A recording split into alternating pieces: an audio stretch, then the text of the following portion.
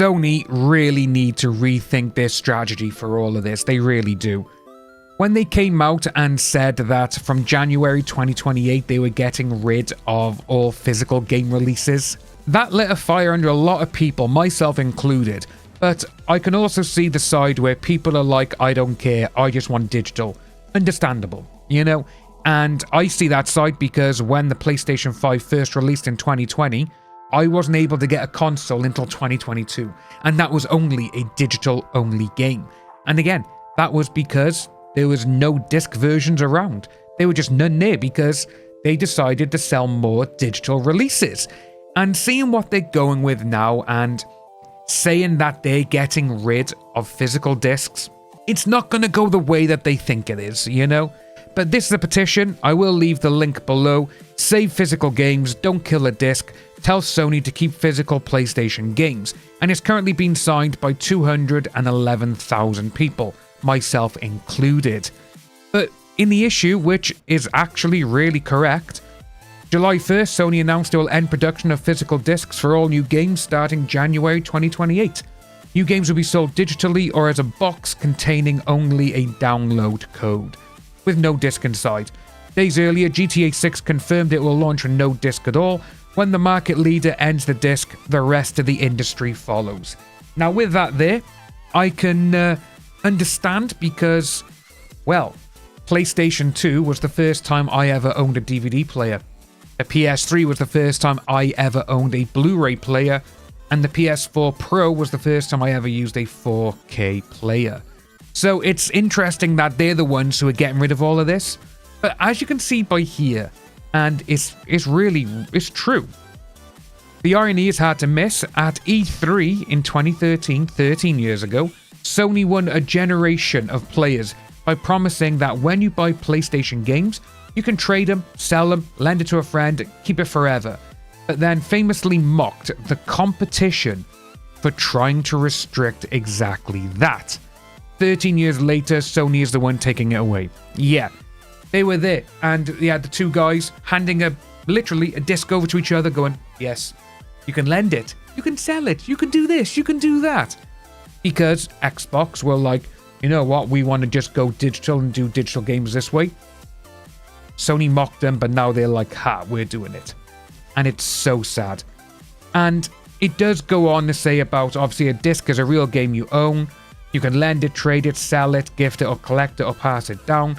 A box only a code in is not the same thing. It's a digital license in plastic packaging. Now with this is actually one of the main things I want to talk about as well. And obviously, it is this part by there. You do not own it. Amazon Prime.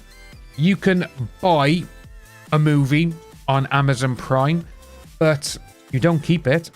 If that movie has lost its license or its deal to be on Amazon Prime for people, you know, it's gone.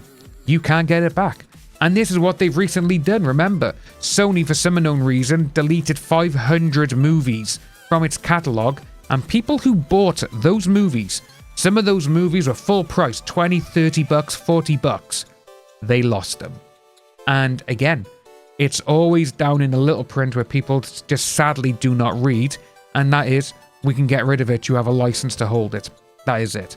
But it does say regarding, it's also about jobs, physical games, and support an entire industry that an all-digital future quietly erases. Retailers, distributors, manufacturers, warehousing and logistics, the pre-owned and trade-in market, and the collector and preservation community. Yeah, thousands of jobs will be at risk. And the small businesses, video games.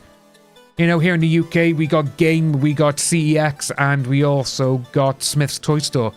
These are the only places where you can actually buy games nowadays. Unless, obviously, like Amazon and all that kind of stuff. But yeah, it's sad. You're going to see, like, second-hand games lose. But it does go on as well to say, which they are not against digital. We are against digital being the only option. Like I said, they are taking the choice away. And this is what many of us are so pissed off at. I don't mind digital, but if I could, I would prefer buying it on disc. I do. But it's bad. This is not going to go the way Sony thinks. And the way I can see this happening, if Sony do decide to keep doing it like this, When the PS6 comes out, there's not going to be that many people buying them because they want physical. There will be people buying, obviously, for the digital and everything else, but I just can't see this going well.